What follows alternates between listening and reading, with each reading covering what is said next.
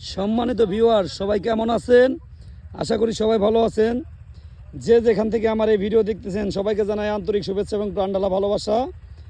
বরাবরের মতো আজকে নতুন একটা ব্লগ নিয়ে আমি হাজির হলাম, আশরাফুল ইসলাম। আজকে আছি আমরা পেঁয়াজ খেতে।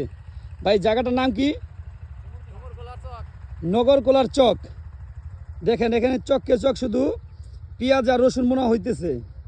অলরেডি কৃষক ভাইয়েরা চারা রোপণ করতেছে, একটু দেখানোর চেষ্টা করি। এই পেঁয়াজ বোনাটা কিন্তু এত সহজ বিষয় না, অনেক কঠিন একটা বিষয়। কারণ এখানে মাটিতে প্রথম চাষ করতে হয়, সেটার মাটির নরম করতে হয়, তারপরে হচ্ছে আপনার চারা রোপণ করতে হয়। এই চারার নাম হচ্ছে হালি পেঁয়াজ না? এইটা হচ্ছে হালি পেঁয়াজ। এখন বুনলে উঠাবেন কতদিন পর?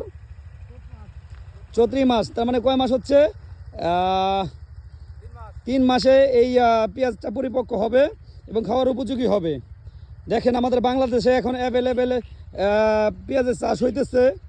ইনশাল্লাহ ওদের ভবিষ্যতে বাইরে থেকে আমাদের পেঁয়াজ রপ্তানি করতে হবে না বা আনতে হবে না। তো যাই হোক, আমাদের দেশীয় পণ্য আমরা খেতে পারবো ইনশাল্লাহ। কোনো জায়গায় যেন পতিত না থাকে এই পথটাই আমরা ব্যক্ত করি। তো যাই হোক, এখানে দেখেন দীর্ঘদিন পানি ছিল, এটা একটা বিলের মতো ছিল। তো পানি শুকিয়ে যাওয়ার পরপরই কৃষক ভাইয়েরা এখানে চাষ দিয়ে বুনতেছে, পেঁয়াজ বুনতেছে।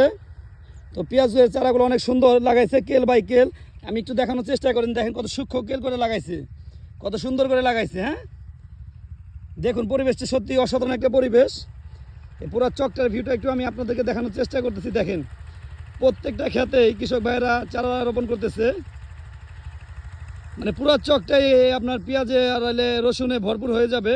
যেগুলো এখনও শুরু করে না এগুলো চাষ দিয়ে এগুলোতে বুনবে। তো যাই হোক, ওইখানে একটু পানি জমে রয়েছে, এখনও খুব দ্রুত ওই পানিগুলো শুকাই গেলে ওইখানে পেঁয়াজ রোপণ করা হবে। আমার মনে হয় মানিকগঞ্জের ভিতরে সর্বোপরি সবচেয়ে বড় চক এইটা, মানে পেঁয়াজ রোপণকারী। এত বড় চক আর কোথাও নাই যে এত পেঁয়াজ রোপণ করছে। দেখেন শুধু পেঁয়াজ আর পেঁয়াজ, যেদিকে তাকায় শুধু পেঁয়াজ আর পেঁয়াজ। প্লাস পাশাপাশি আছে কিছু রসুনের ক্ষেত আছে যদিও, তো ম্যাক্সিমামই পেঁয়াজের ক্ষেত।